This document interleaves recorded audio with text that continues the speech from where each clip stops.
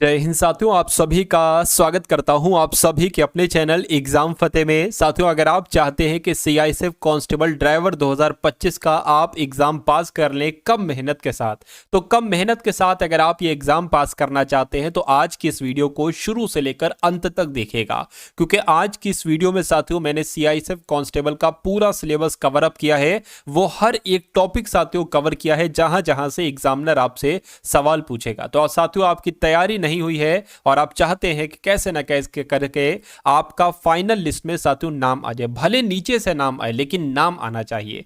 भले ऊपर से नाम ना आए, रैंकर्स ना बनो, लेकिन नीचे से नंबर आपका आए। तो आज की इस वीडियो को साथियों हर एक सवाल को आप लोग देखिएगा।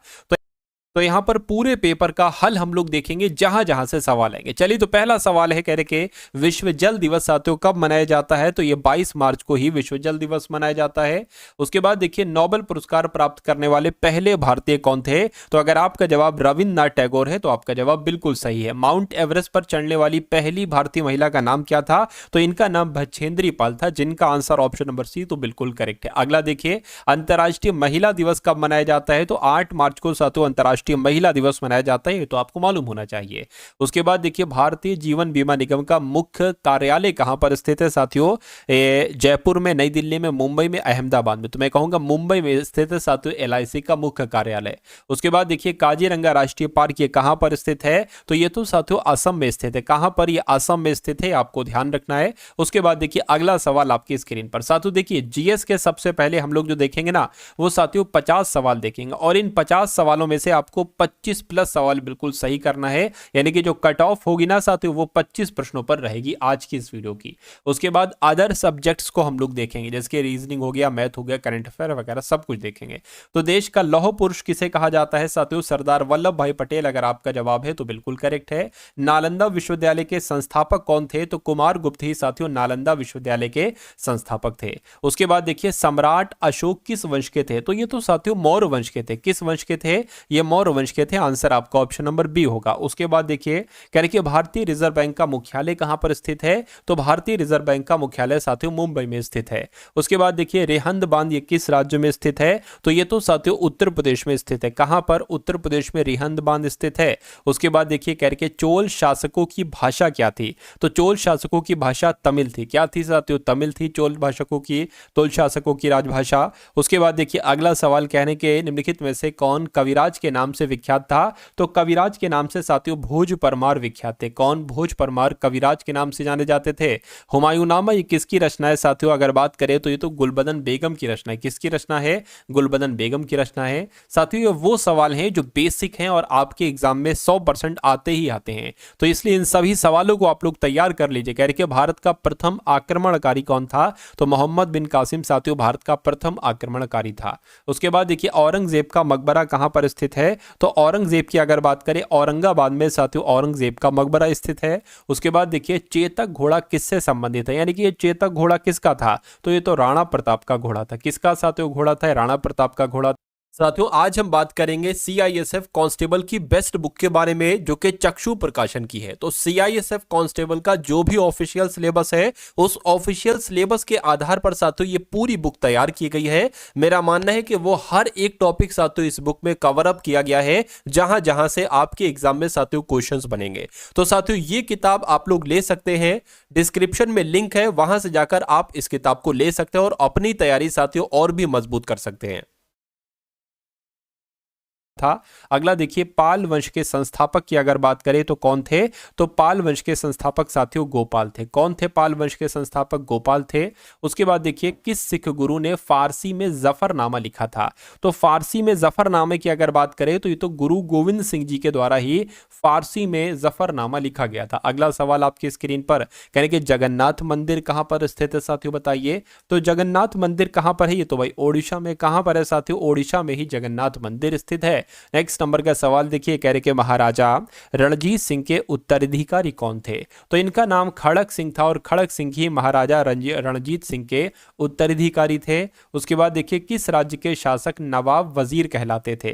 तो मैं कहूंगा साथियों यहाँ पर अगर बात करें अवध के नवाब जो थे ना, जो अवध के नवाब थे ये साथियों नवाब वजीर कहलाए जाते थे। उसके बाद देखिए, पीतल में कौन सी धातुएं होती हैं? तो तांबा निकेल नहीं, तांबा लोहा नहीं, तांबा और जस्ता होती है साथियों। पीतल में क्या होती है? तांबा और जस्ता होती है। उसके बाद देखिए अगला सवाल करके, शिवाजी का राज्य अभिषेक कहां पर हुआ था? तो शिवाजी का राज्य अभिषेक साथियों कहां पर हुआ था? तो रायगढ़ में हुआ था। आंसर आपका ऑप्शन नंबर ए हो जाएगा।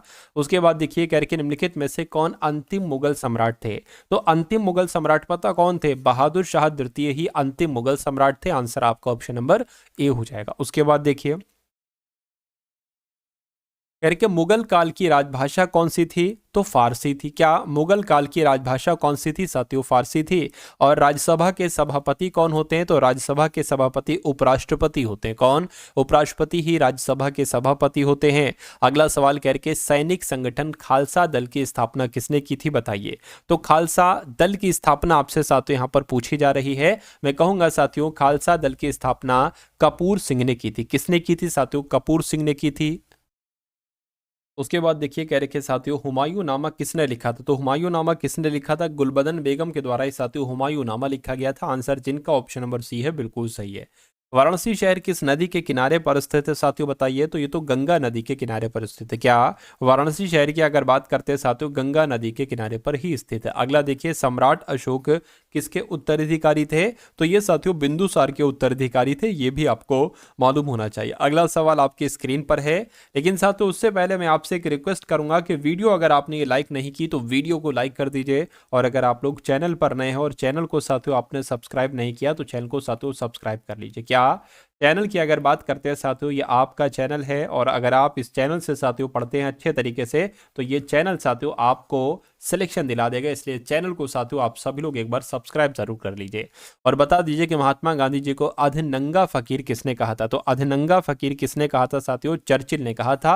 आंसर आपका ऑप्शन नंबर सी होगा। उसके बाद देखिए, चार मीनार ये कहां पर स्थित है? तो ये साथियों हैदराबाद में स्थित है। चार मीनार कहां पर? हैदराबाद में स्थित है। और महात्मा गांधी जी का जन्म कब हुआ था? तो 1869 में साथियों गांधी जी का जन्म हुआ था। अजंता की गुफाएं कहां पर स्थित है? बताइए। तो अजंता की गुफाएं कहां पर स्थित है साथियों? महाराष्ट्र में अजंता की गुफाएं स्थित हैं। ये भी आपको मालूम होना चाहिए, इंपॉर्टेंट क्वेश्चन था ये। फतेहपुर सीकरी किस राज्य में स्थित है? बताइए। तो फतेहपुर सीकरी की अगर बात करें साथियों, ये उत्तर प्रदेश में स्थित है। कहां पर स्थित है फतेहपुर सीकरी? उत्तर प्रदेश में स्थित है। उसके बाद देखिए कह रहे कि गौतम बुद्ध का वास्तविक नाम क्या था? तो गौतम बुद्ध का वास्तविक नाम क्या था साथियों? सिद्धार्थ था। क्या गौतम बुद्ध का वास्तविक नाम सिद्धार्थ था? बुद्ध किस वर्ष से संबंधित थे? बताइए साथियों। तो गौतम बुद्ध की अगर बात करें तो ये किस वंश से संबंधित है? ये साथियों शाक्य वंश से संबंधित है। किस वंश से? ये शाक्य वंश से संबंधित है। अंतर्राष्ट्रीय मजदूर दिवस साथियों कब मनाया जाता है? बताइए। तो 1 फरवरी, 1 मार्च, 1 मई की अगर बात करते हैं तो अंतर्राष्ट्रीय मजदूर दिवस 1 मई को ही मनाया जाता है। निम्न में से कौन संत महाराष्ट्र से थे? बताइए। तो कौन से संत साथियों महाराष्ट्र से थे? तो मैं कहूंगा तुकाराम जी तो थे। ये तुकाराम जी ये महाराष्ट्र से थे। और किसने कहा था दिल्ली अभी दूर है? तो ये किसने कहा था? किसका कथन है? ये निजामुद्दीन औलिया साहब का कथन है। इन्होंने कहा था कि दिल्ली अभी दूर है। ईसा मसीह का जन्म कहां पर हुआ था साथियों? फटाफट आप लोग बता दीजिए कि ईसा मसीह की अगर बात करें तो इनका जन्म तो बैथलेहम में हुआ था। कहां पर? बैथलेहम में। ठीक है, बैथलेहम कह लो, कहीं कहीं पर बैथलेहम भी लिखा होता है तो थोड़ा सा आप लोग ध्यान कर लेंगे। हाँ, इस टाइप का आंसर होगा। तो ईसा मसीह का जन्म साथियों कहां पर? बैथलहेम में हुआ था। न्याय दर्शन के लेखक साथियों कौन थे? बताइए। तो गौतम की अगर बात करें ये साथियों न्याय दर्शन के लेखक थे। अगला देखिए करके, शास्त्रीय संगीत कहां से लिया गया था? तो शास्त्रीय संगीत तो सामवेद से लिया गया था। कहां से? कई बार सवाल पूछा जा चुका है ये। तो सामवेद से लिया गया था साथियों शास्त्रीय संगीत। उसके बाद देखिए, मुखौटा नृत्य का संबंध किस नृत्य शैली से है? तो मुखौटा नृत्य का संबंध साथियों कथकली से। किससे है? कथकली से है। और सबसे प्राचीन वाद्य यंत्र कौन सा है? तो सबसे प्राचीन वाद्य यंत्र साथियों वीणा है। क्या सबसे प्राचीन वाद्य यंत्र साथियों वीणा है? उसके बाद देखिए कह रहे हैं कि मोनालिसा क्या है, तो ये मोनालिसा क्या है, एक पिक्चर है, एक चित्र है साथियों, ये मोनालिसा। अगला देखिए, कह रहे कि इनकलाब जिंदाबाद का नारा किसके द्वारा दिया गया था, तो भगत सिंह की अगर बात करते हैं साथियों, भगत सिंह के द्वारा ही इनकलाब जिंदाबाद का नारा दिया गया था। अगला देखिए, ओणम किस राज्य का प्रमुख त्योहार है, तो ओणम की अगर बात करें तो ये तो केरल में किया जाता है। कहाँ पर साथियों, ये केरल में ही किया जाता है। महान सम्राट अशोक किस वंश के थे, तो ये तो साथियों मौर्य वंश के थे। कहाँ के थे, ये मौर्य वंश के थे, ये आपको यहाँ पर मालूम होना चाहिए। अब उसके बाद देखिए साथियों, 50 सवाल यहाँ पर आप लोगों ने देखे जीके जीएस के। अब कुछ इंपॉर्टेंट सवाल आप लोग देख लीजिए साथियों करंट अफेयर के। क्यों, क्योंकि करंट अफेयर आपके एग्जाम में साथियों बहुत इंपॉर्टेंट रोल निभाती है। अगर आप अच्छे से करंट अफेयर पढ़ना चाहते हैं तो इन इंपॉर्टेंट क्वेश्चंस को आप लोग देखिए। कुल मिला के सीआईएसएफ कांस्टेबल का पेपर पास करना है तो इस वीडियो को साथियों, इस वीडियो के हर एक सवाल को बहुत ध्यान से और बहुत धैर्य के साथ आप लोग देखिएगा, ठीक है। चलिए, तो बैंडेड रॉयल तितली की खोज किस राज्य में की गई है, तो ये साथियों त्रिपुरा में की गई है। बैंडेड रॉयल तितली की खोज त्रिपुरा में की गई है। उसके बाद देखिए, इंडस फूड 2025 प्रदर्शनी का आयोजन कहां पर किया जाएगा, तो साथियों ग्रेटर नोएडा में किया जाएगा। कहां पर, ग्रेटर नोएडा में इंडस फूड 2025 प्रदर्शनी का आयोजन किया जाएगा। कौन भारतीय एथलेटिक्स महासंघ के अध्यक्ष बनेंगे, तो कौन साथियों बन रहे हैं, मैं कहूंगा बहादुर सिंह सागू ही भारतीय एथलेटिक्स महासंघ के अध्यक्ष बनेंगे। उसके बाद देखिए, दिल्ली में राजघाट के पास गांधी दर्शन आर्ट गैलरी का उद्घाटन किसने किया है, तो साथियों किसने किया है, ओम बिरला ने किया है। किसने किया है साथियों, ओम बिरला ने किया है। चलिए, उसके बाद देख लीजिए अगला सवाल कह रहे ब्रिक्स समूह का 10वां पूर्ण सदस्य कौन सा देश बना है, तो कौन सा देश साथियों बना है, आपसे पूछा जा रहा है। मैं कहूंगा इंडोनेशिया बना है। यानी कि ब्रिक्स समूह का 10वां पूर्ण सदस्य कौन सा देश बना है, तो इंडोनेशिया बना है। विश्व की सबसे वृद्ध महिला टोमिको इटूका का निधन हुआ है, बिल्कुल निधन हुआ है। अभी हाल फिलहाल में ये कहाँ की हैं, ये साथियों जापान की। यानी कि विश्व की सबसे वृद्ध महिला टोमिका इटूका का निधन हुआ है साथियों, ये जापान की हैं। उसके बाद देखिए, कहा जा रहा है साथियों आपसे कि किरण यादव ने लक्ष्य कप में 10 मीटर एयर राइफल में कौन सा पदक जीता है, तो इन्होंने साथियों स्वर्ण पदक जीता। देखिए, ये सभी के सभी करंट अफेयर के टॉप लेवल के क्वेश्चंस हैं जो आपको एग्जाम में देखने को मिलेंगे। इसलिए बहुत सीरियसली साथियों, क्या बहुत सीरियसली और बहुत धैर्य के साथ और बहुत ही ध्यानपूर्वक इन सवालों को साथियों आप लोग देखिएगा। अभी हर एक चीज को यहाँ पर हम लोग कवर अप करेंगे। उसके बाद देखिए, कह रहे हैं कि रायसू भरोसा योजना के अंतर्गत कौन सी राज्य सरकार किसानों को अब हर वर्ष प्रति एकड़ 10,000 की जगह 12,000 रुपए की सहायता देगी, तो किसकी बात चल रही है साथियों, आपको मालूम होना चाहिए। तेलंगाना राज्य ने यह काम किया है। तेलंगाना इस सवाल का आपका बिल्कुल सही जवाब हो जाएगा। चलिए, उसके बाद देखिए साथियों, लाइक नहीं किया तो भाई लाइक कर दीजिए। अगर थोड़ी सी भी आपको मेहनत लग रही है इसमें ना, तो वीडियो को लाइक कर दीजिए। उसके बाद देखिए, कह रहे कि देश के राष्ट्रपति ने देश के अधिकांश तटीय क्षेत्रों में अपतटीय तेल और गैस ड्रिलिंग पर प्रतिबंध लगाने की घोषणा की है। तो किस देश के राष्ट्रपति ने, मैं कहूंगा अमेरिका के राष्ट्रपति ने ये घोषणा की है। आंसर आपको ऑप्शन नंबर बी हो जाएगा। कौन 2023 में दुनिया का छठा सबसे बड़ा कपड़ा और परिधान निर्यातक देश बना है, तो किसकी बात चल रही है साथियों, मैं कहूंगा अपने देश भारत की बात चल रही है। 2023 में दुनिया का छठा सबसे बड़ा कपड़ा और परिधान निर्यातक देश अपना देश भारत बना है। उसके बाद देखिए, अमेरिका के सर्वोच्च नागरिक सम्मान प्रेसिडेंशियल मेडल ऑफ फ्रीडम से किसे सम्मानित किया गया, तो ये साथियों अभी हाल फिलहाल में दिया गया है जॉर्ज सोरोस को। ये अमेरिका का सर्वोच्च नागरिक सम्मान है प्रेसिडेंशियल मेडल ऑफ फ्रीडम, ये जॉर्ज सोरोस को दिया गया है। ये बात आपको मालूम होना चाहिए। उसके बाद देखिए, कहा जा रहा है कि दुनिया का तीसरा सबसे बड़ा मेट्रो रेल नेटवर्क वाला देश कौन सा देश बना है, तो अपना भारत बना है। यहां पर आपका आंसर ऑप्शन नंबर बी हो जाएगा। उसके बाद देखिए, कह रहे कि भारत का पहला जैविक मत्स्य पालन क्लस्टर शुरू किया गया है, तो किस राज्य ने शुरू किया है साथियों, सिक्किम में शुरू किया गया है। भारत का पहला जैविक मत्स्य पालन क्लस्टर ही शुरू किया गया है, सिक्किम में शुरू किया गया है। प्रधानमंत्री नरेंद्र मोदी ने किस केंद्र शासित प्रदेश में केंद्रीय आयुर्वेद अनुसंधान संस्थान के नए भवन की आधारशिला रखी है, तो मैं कहूंगा दिल्ली में आधारशिला रखी गई है। सही जवाब आपका जो जाएगा वो ऑप्शन नंबर ए हो जाएगा। उसके बाद देखिए, अगला सवाल कहा जा रहा है आपसे कि कहाँ पल्लास बिल्ली का पहला फोटोग्राफिक प्रमाण मिला है, तो कहाँ मिला है साथियों, हिमाचल प्रदेश में मिला है पल्लास बिल्ली का पहला फोटोग्राफिक प्रमाण। उसके बाद देखिए, किस देश के प्रधानमंत्री ने इस्तीफा दिया है, तो साथियों मैं कह सकता हूं कि किस देश की बात चल रही है, कनाडा की बात चल रही है, क्योंकि कनाडा देश के प्रधानमंत्री ने अभी हाल फिलहाल में इस्तीफा दिया है। उसके बाद देखिए, किस राज्य सरकार ने बेमौसम बारिश को प्राकृतिक आपदा घोषित किया है। यानी कि अगर, ठीक है, बेमौसम बारिश है तो उसको प्राकृतिक आपदा कहा जाएगा। ये ओडिशा में साथियों, ओडिशा राज्य ने ये घोषणा की है। आंसर आपका अगर है ऑप्शन नंबर बी तो बिल्कुल करेक्ट है। अगला देखिए करके, कहाँ 2025 का पहला जल्लीकट्टू आयोजन शुरू किया गया है? तो ये तमिलनाडु में किया गया। कहाँ पर किया गया है साथियों? तमिलनाडु में किया गया है। अगला देखिए करके, कौन 2024 में साइबर हमलों का दूसरा सबसे अधिक लक्षित देश बना है?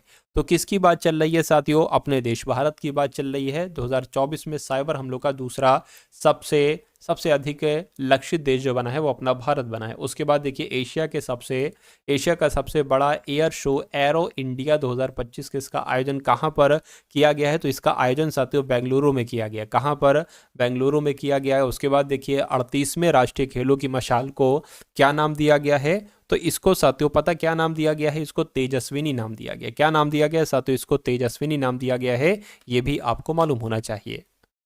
अब उसके बाद देखिए साथियों, यहाँ पर आपके रीजनिंग के क्वेश्चन से स्टार्ट हो चुके हैं। तो इन सभी रीजनिंग के सवालों को भी आप लोग देखिए, क्योंकि यहाँ से और ऐसे सवाल साथियों आपके एग्जाम में देखने को मिलेंगे ज़रूर। देखिए यहाँ पर अगर बात करें, उस विकल्प का चयन करिए जो दिए गए अन्य विकल्पों से भिन्न है। आपको बताना है इसमें सबसे अलग कौन सा है, बताइए। देखिए यहाँ पर ट्रायंगल है और फिर वर्ग है, यहाँ पर सर्किल है और वर्ग है, यहाँ पर वर्ग है और उसके अंदर भी वर्ग है, यहाँ पर साथियों सर्किल है और उसके बाहर वर्ग है। मतलब कुल मिला के जो यहाँ पर दो अलग अलग हैं आकृतियां, यहाँ पर भी अलग अलग हैं, यहाँ पर भी अलग अलग हैं, ठीक है, लेकिन यहाँ पर सेम है। तो सेम है तो ये सबसे अलग हो जाएगा और बी आपका यहाँ पर बिल्कुल सही जवाब हो जाएगा। उसके बाद देखिए अगला सवाल। अब यहाँ पर अगर बात करें साथियों, एक नंबर सीरीज वाला सवाल आपके सामने आ चुका है। कह रहे कि 250 है, उसके बाद 350 है, उसके बाद 471 है और उसके बाद 615 आ गया है। तो आपसे पूछा जा रहा है कि अगला नंबर यहाँ पर क्या हो सकता है साथियों, देखकर फटाफट बताइए। देखिए 250 से साथियों यहाँ पर 350 हुआ है, तो मैं कहूँगा यहाँ पर तो साथियों कितना बड़ा है? यहाँ पर तो 100 बढ़ाया गया है। 350 से 471 हो गया है तो कितना बड़ा है? देखिए एक में से 0 जाएगा तो एक बचेगा, 7 में से यहाँ पर 2 जाएगा और यहाँ पर 1 आ जाएगा, ठीक है। इसको अगर घटाएं तो साथियों 5 में से 1 जाएगा तो 4 बचेगा और 61 में से साथियों 47 घटेगा तो कितना बचेगा? 14 बच जाएगा, ठीक है। तो कुल मिला के यहाँ पर अगर बात करें, अब यहाँ पर कौन सा नंबर आएगा? देखिए ये है साथियों 10 का स्क्वायर, ये 11 का स्क्वायर है और ये 12 का स्क्वायर है। तो यहाँ पर जाहिर सी बात है 13 का स्क्वायर आएगा, यानी कि 169 यहाँ पर आएगा। तो अब आपको 615 में 169 जोड़ना होगा और आपका आंसर आपको मिल जाएगा। तो यहाँ पर अगर बात करें साथियों कितना आ जाएगा? 784 आ जाएगा। अगर 784 ऑप्शन में है तो ये लॉजिक हमारा बिल्कुल सही, और बिल्कुल साथियों ऑप्शन नंबर ए वाले में है 784। तो जिनका आंसर ऑप्शन नंबर ए के साथ था, तो मैं कहूँगा आंसर आपका बिल्कुल करेक्ट हो जाएगा भाई। बहुत बढ़िया, वेरी गुड क्लास। चलिए अब इसकी अगर बात करें, इस सवाल को आप कैसे हल कर सकते हैं। देखिए यानी कि यदि ये जो डॉलर वाला साइन है इसको कोडित के रूप में प्लस के रूप में लिखा जाता है, यानी कि जहां पर आपको ये साइन दिखे वहां पर आपको प्लस लिख देना है बस। और कहेंगे ए कोडित के रूप में किसको लिखा जाता है? ए माइनस करता है, ठीक है। ए की अगर बात करें, जहां पर ए आपको दिखे माइनस लिख देना, और जहां पर हैशटैग आपको दिखे तो वहां पर आप क्या कर देना? वहां पर साथियों गुणा लिख देना, और जहां पर @ आपको दिखे वहां पर भाग कर देना, वहां पर भाग कर देना। अब इसको आप साथियों सॉल्व करिए। कहने के यदि निम्न व्यंजक का मान 165 है, यानी कि इसका मान 165 है, तो पता लगाइए कि दिए गए विकल्पों में से कौन सा व्यंजक में प्रश्न चिन्ह की जगह पर आएगा। यानी कि इसकी जगह पर आपको बताने क्या आएगा। देखिए जैसे कि ये नंबर्स लिखे, अभी अगर आपकी समझ में नहीं है तो अभी समझ में आ जाएगा। ये जो नंबर्स लिखे हैं वो नंबर्स लिख लीजिए, ठीक है। 26 13 2 8 2 8 और 4 और 6। जैसे कि यहाँ पर हैशटैग का मतलब गुणा है तो आप गुणा लिख दोगे, @ का मतलब भाग है तो आप साथियों भाग लिख दोगे। अब यहाँ पर प्रश्नवाचक चिन्ह है, हमें नहीं पता है प्रश्नवाचक चिन्ह की जगह पर क्या लिखना है, तो इसको रोक दो। @ है, @ की जगह पर साथियों आप क्या लिख दोगे? भाग लिख दोगे, और ए की जगह पर क्या लिख दोगे साथियों? माइनस लिख दोगे।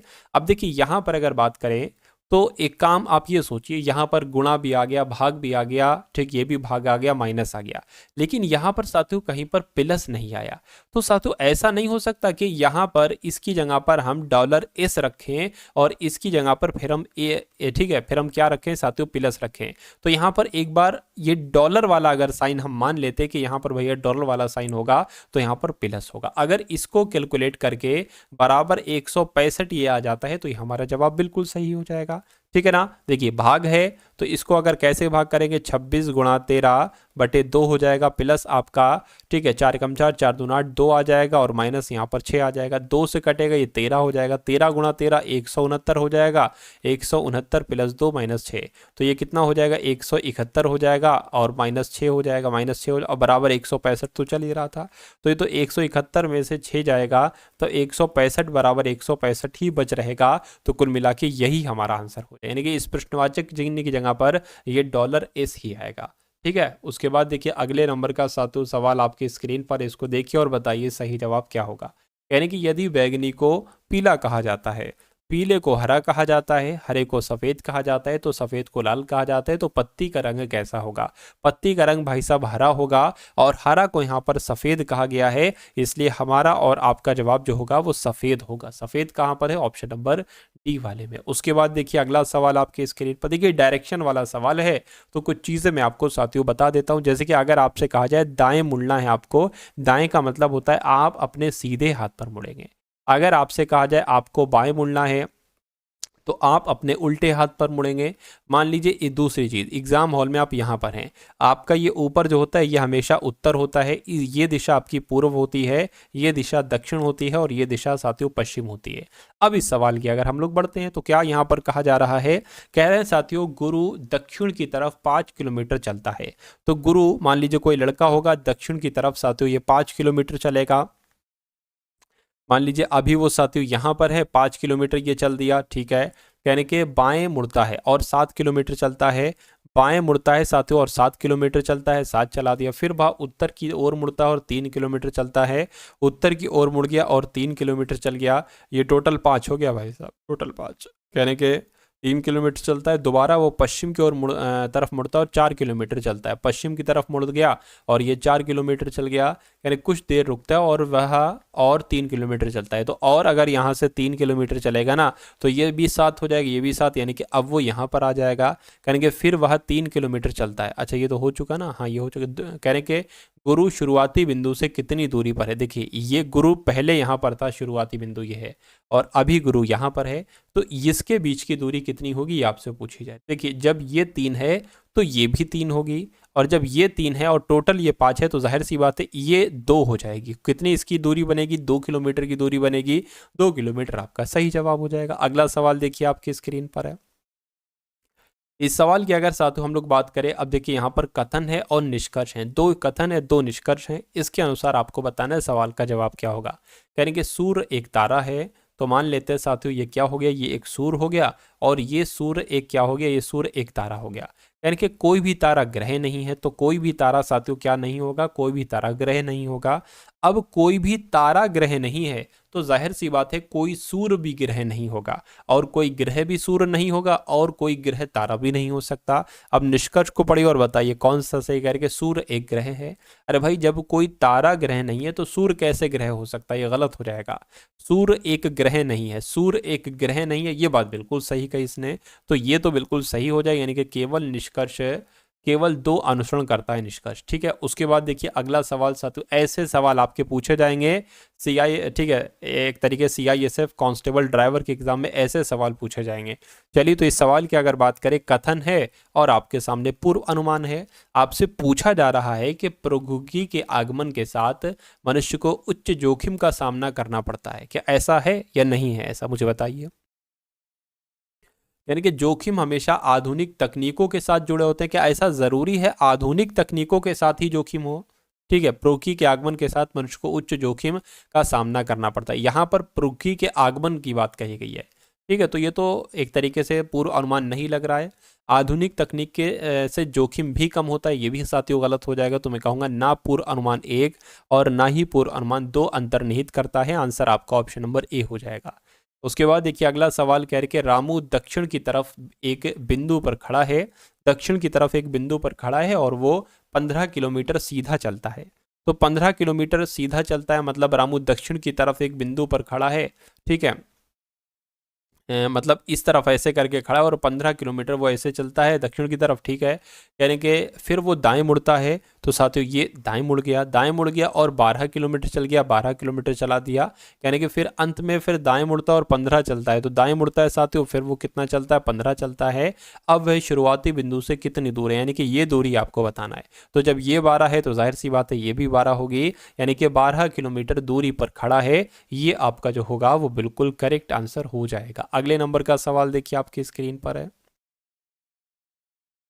इस सवाल को कीजिए साथियों और मुझे बताइए। देखिए यहां पर सवाल आपका यहां से स्टार्ट हुआ है, यानी कि नीचे सवाल में दो कथन दिए गए, कथन 1 और कथन 2।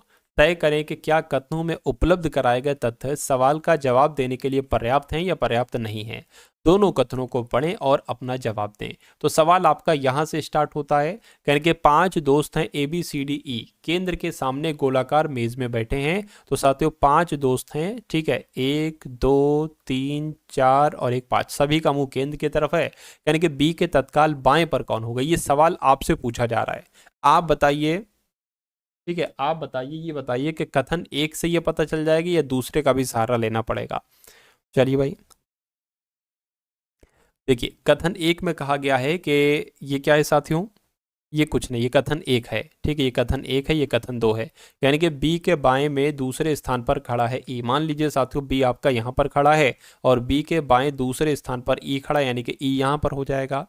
और सी के दाएं और दूसरे स्थान पर खड़ा, देखिए किसकी बात चल रही है, अगर बात करें तो जो ई है ना, ई ये बी के तो बाएं दूसरे स्थान पर, लेकिन सी के दाएं दूसरे स्थान पर है। तो सी अगर हम यहां पर बनाए तो सी के दाएं दूसरे स्थान पर ई हो जाएगा, आ गया।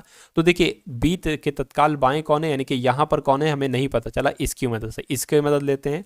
यानी कि डी सी का तत्काल पड़ोसी नहीं है, यानी कि जो डी है ना, ये डी मतलब सी का तत्काल पड़ोसी नहीं, मतलब डी यहां पर नहीं आएगा तो फिर कहां पर आएगा भाई साहब, यहां पर आएगा।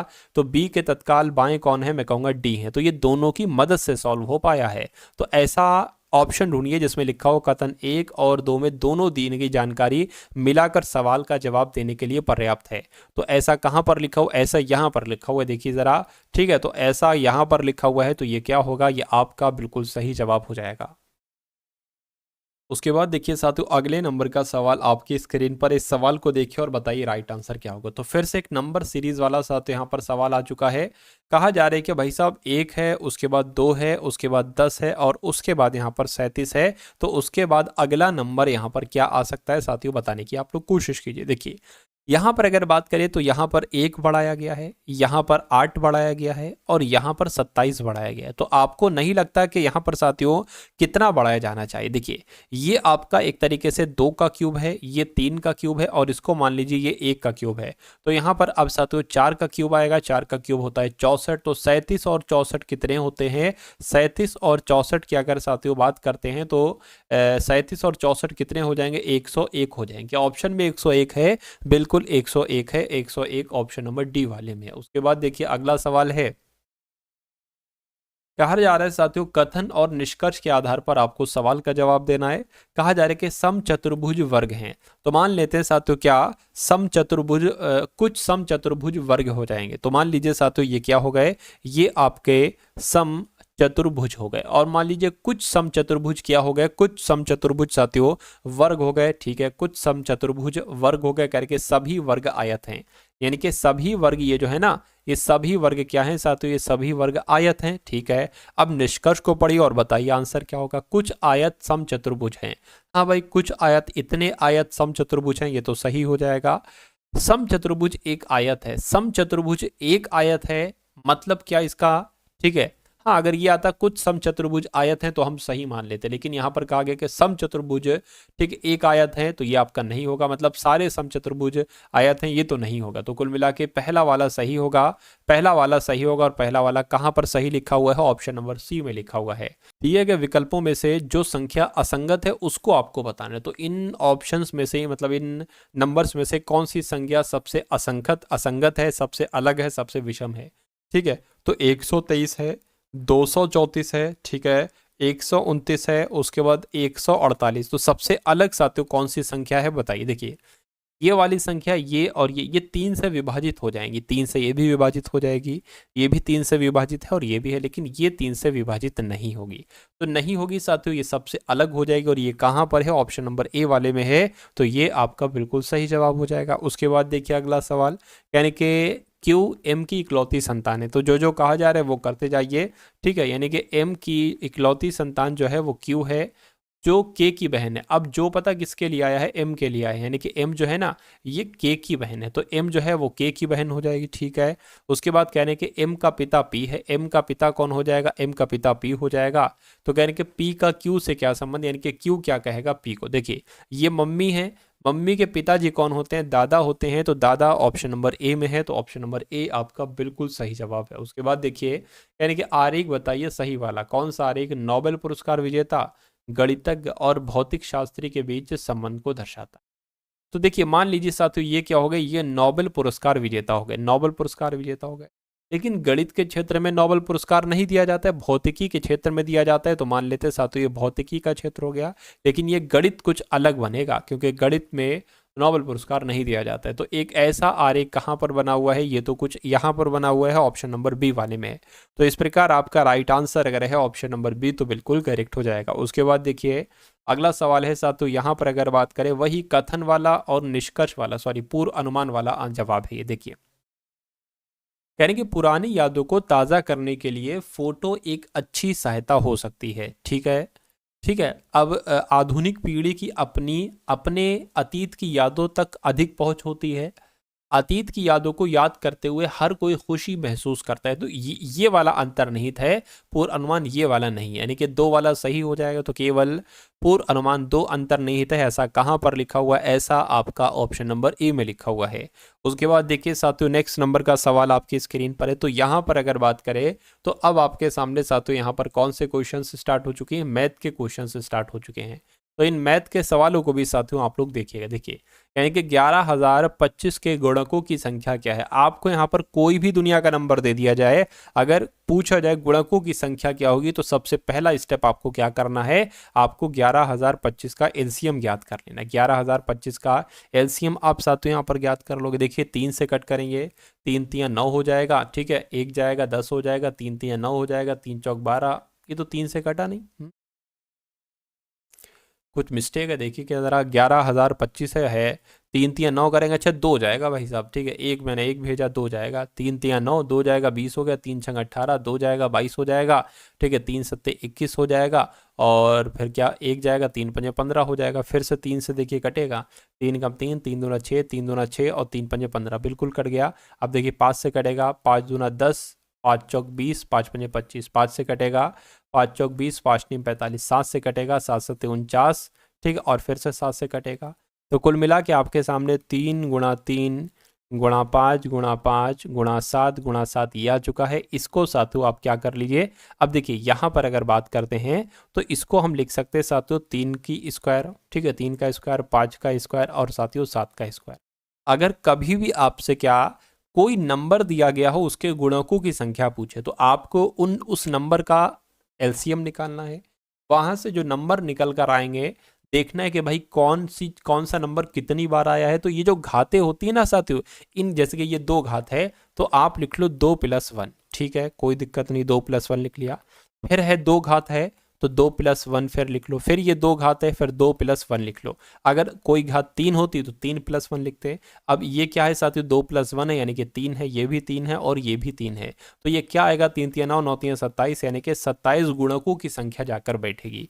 तो इस सवाल को आप ऐसे कर सकते हो हल। तो जिनका भी आंसर कुल मिला के ऑप्शन नंबर डी के साथ है, तो आंसर आपका बिल्कुल करेक्ट हो जाएगा। उसके बाद देखिए साथियों नेक्स्ट नंबर का सवाल कह रहे प्रथम संख्या का 1/2 दूसरी संख्या के 0.25 के बराबर है। दूसरी संख्या और प्रथम संख्या के बीच का अनुपात क्या होगा। देखिए मान लीजिए पहली संख्या x है और दूसरी संख्या y है, तो कहा जा रहा है कि पहली संख्या का 1/2 यानी कि x गुणा 1/2 बराबर किसके बराबर है, दूसरी संख्या यानी कि y के 0.25 के बराबर है। अब एक काम करिए, इस पॉइंट को हटाइए और नीचे 2 0 बढ़ा लीजिए, क्योंकि 2 नंबर के बाद पॉइंट है ना, तो 1 लिख के 2 0 बढ़ जाएंगे। तो इसको आप कैलकुलेट कर लीजिए, x से बटे y, ये y नीचे आ जाएगा, बराबर है तो 2 की गुणा 25 से हो जाएगी 50 हो जाएगा, और 1 की गुणा 100 से हो जाएगी 100 हो जाएगा। तो 50 से कम 50, 50 दूना 100, तो कुल मिला के x अनुपात y कितना आ गया, 1:2 आ गया। तो 1:2 कहाँ पर लिखा है, यहाँ पर लिखा है। अच्छा, यहाँ पर पूछा गया था दूसरी संख्या का प्रथम संख्या का अनुपात क्या होगा, तो दूसरी संख्या y है और प्रथम संख्या x है, तो अनुपात 2:1 हो जाएगा। इस कंडीशन में हमारा आंसर ऑप्शन नंबर ए हो जाएगा।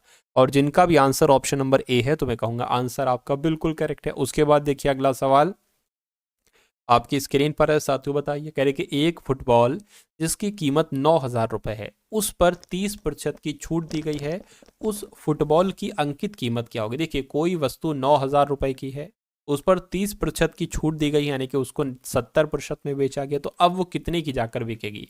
इस जीरो से ये जीरो, इस जीरो से ये जीरो, 7 नीम 63 हो जाएगा, और साथियों 2 जीरो लग जाएंगे। तो मैं कहूँगा अगर कोई फुटबॉल 9,000 रुपए की है, 30% की छूट दी जाती है, तो वो फुटबॉल 6300 रुपए की बिकेगी। उसके बाद देखिए साथियों नेक्स्ट नंबर का सवाल है, कह रहे कि इनमें इन्हें बढ़ते हुए क्रम में लगाना है। क्या क्या नंबर है साथियों, 1/3 है, उसके बाद 7/23 है, 1/3 7/23 है, उसके बाद 2/7 है, और उसके बाद साथियों 5 यहाँ पर 14 है। तो इसको आपको बढ़ते हुए क्रम में लगाना है, यानी कि सबसे छोटा क्या होगा, उससे बड़ा, उससे बड़ा, उससे बड़ा। देखिए अगर हम इसको साथियों सॉल्व करते 1/3 को अगर हम यहाँ पर साथियों क्या करते हैं, सॉल्व करते हैं, तो कितना आता है। देखिए पॉइंट लगाएंगे, यहाँ पर 0 बढ़ जाएगा, 3 एकम 3, 3 तिया 9, ये 3 यहाँ लिख लिया। अभी भी एक बचा ना, पॉइंट लगाया पहले से, 0 बढ़ा लिया, 10 हो गया, फिर 3 तिया 9 हो गया, यानी कि ये वाला क्या हो गया साथियों, पॉइंट 3 हो गया। इसकी अगर बात करें तो पॉइंट लगाया, 0 बढ़ गया, ठीक है ना। अब देखिए 23 की अगर साथियों बात करते हैं तो 23 तिया कितने हो जाएंगे, 23 तिया की अगर बात करें, 3 तिया 9, 3 दूना 6, 69 हो जाएंगे। तो 23 तिया 69, एक बचा है, पॉइंट मैंने यहाँ पर लगा लिया, ठीक है। पॉइंट ये लगा हुआ है, तो एक 0 बढ़ाएं काम नहीं होगा, ठीक है। फिर यहाँ पर एक 0 बढ़ाएंगे और यहाँ पर भी एक 0 बढ़ाना पड़ेगा, और 23 चौक कितने हो जाएंगे, कुल मिला के 100 से कम रहेंगे, ठीक है। या एक तरीके से अगर बात करें 100 ये आ चुका है, ठीक है, तो 23 चौक यहाँ पर लिख लेते जितने भी आएंगे। तो ये तो 33 था और ये 30 हो गया है, पॉइंट 30 हो गया, तो ये भी हो गया। अब इसको कैलकुलेट कर लीजिए, पॉइंट लगाया, 0 बढ़ाया, 7 दूना 14, 7 1 ज़्यादा हो जाएगा, 7 दूना 14 हो गया, ठीक है। कितना बचेगा साथियों, 6 बचेगा। पॉइंट लगाए, 0 बढ़ाए, 7 7 49, 7 8 56, तो ये कितना हो गया, 28 हो गया, ठीक है ना। ये 28 हो गया, ठीक है, कोई दिक्कत नहीं। और कर लें क्या, और कर लेते हैं। देखिए कितना हो गया था साथियों, 7 दूना 14, ठीक है, 7 दूना 14, 6 गया, 60 हो गया वो, 7 7 7 8 56, 4 जाएगा, और फिर 7 5 35, ठीक है, ये भी आ गया। अब लास्ट वाला एक बार और चेक कर लीजिए, पॉइंट लगाएंगे, ठीक है, 0 बढ़ाएंगे, 14 कम 14, 14 दूना 28, 14 तिया 42, ठीक है।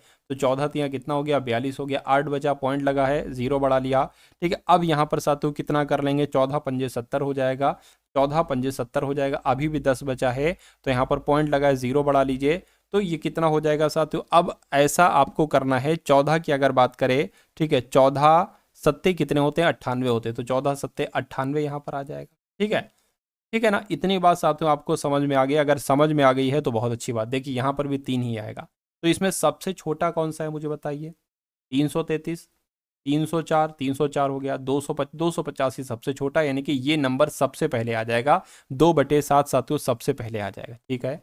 उसके बाद देखिए ये हो चुका है, ठीक। अब क्या है सबसे छोटा, 304 है ना, 304, उसके बाद 7/23 आ जाएगा, 7/23 आ गया, ठीक है। उसके बाद 333, 357 ये है, यानी कि यहाँ पर 1/3 आ जाएगा, और फिर साथियों 5/14 आ जाएगा। तो ये क्रम रहेगा, ये क्रम कौन से ऑप्शन में है, 2/7, 7/23, 1/3, 5/14, ये ऑप्शन नंबर डी वाले में है। तो डी जिनका आंसर है, मैं कहूँगा उनका आंसर यहाँ पर बिल्कुल करेक्ट हो जाएगा, ठीक है ना। चलिए उसके बाद देख लीजिए अगले नंबर का सवाल आपकी स्क्रीन पर आ चुका है, देखिए और बताइए राइट आंसर क्या कहा जा रहा है। कह रहे कि एक ट्रक 108 किलोमीटर प्रति घंटे की रफ्तार से दौड़ रहा है, 15 सेकंड में साथियों वो कितनी दूरी तय करेगा। तो आपको पता होना चाहिए दूरी बराबर क्या होता है। दूरी बराबर क्या होता है साथियों, दूरी बराबर होता है चाल गुणा समय। चाल कितनी है, 108 किलोमीटर प्रति घंटा है, इसको मीटर प्रति सेकंड में बदलोगे तो 5/18 से गुणा करोगे, समय कितना है, 15 सेकंड है, ठीक है। 18 पंजे 90, 18 छंग 108 हो जाएगा, 6 पंजे 30 हो जाएगा, ठीक है, 15 से गुणा कर रहे हैं, 15 तिया 45, 450 मीटर क्या निकल आएगी, ये साथियों दूरी निकल आ जाएगी 450 मीटर। तो ये कौन से ऑप्शन में है साथियों, ये तो ऑप्शन नंबर डी वाले में है। तो ये क्या होगा, ये आपका बिल्कुल करेक्ट आंसर हो जाएगा भाई, बहुत बढ़िया, वेरी गुड क्लास। तो ये साथियों आप लोगों ने देखे कुछ इंपॉर्टेंट क्वेश्चंस, ठीक है। तो ये क्लास साथियों आपको कैसी लगी एक बार कमेंट सेक्शन में आप लोग ज़रूर बता दीजिएगा। उसके अलावा साथियों मैं आपको यहाँ पर एक चीज़ बता देना चाहता हूँ कि आपने साथियों क्या, हमारा एक साथियों यूट्यूब चैनल एक और है टारगेट सिलेक्शन जिसका नाम है। तो टारगेट सिलेक्शन पर साथियों आपकी प्रॉपर तैयारी चलती है। तो ये इसको सर्च करके साथियों इसको आप लोग क्या कर लीजिए, इसको आप लोग साथियों सब्सक्राइब कर लीजिए, ठीक है ना, सब्सक्राइब कर लीजिए। उसके अलावा टारगेट सिलेक्शन ऐप को भी डाउनलोड कर लीजिए, जिसका लिंक आपको डिस्क्रिप्शन में दे रखा है। वहाँ पर साथियों आप इस ऐप में आपको जीके के फ्री मॉक टेस्ट मिल जाएंगे। क्या मिल जाएंगे साथियों, जीके के फ्री मॉक टेस्ट मिल जाएंगे, और कुछ बेहतरीन चीज़ें वहाँ पर साथियों आपको अवेलेबल हो जाएंगी। तो एक बार आप जाकर चेक कर लीजिए। उसके अलावा साथियों डिस्क्रिप्शन में ग्रुप का लिंक है, तो ग्रुप में भी ज्वाइन हो जाइए, वहाँ पर CISF वाले बच्चे साथियों मौजूद हैं, ठीक है। तो इस वीडियो को लाइक कर दिएगा, प्यारे से कमेंट के माध्यम से एक जय हिंद का नारा साथियों ज़रूर लगाइएगा कमेंट सेक्शन में, और इस वीडियो को अपने मित्रों के साथ ज़रूर शेयर कर दीजिएगा जिनका भी एग्ज़ाम साथियों लगा हुआ है। तो मिलते हैं हम सभी लोग आने वाली वीडियो में। जय हिंद साथियों।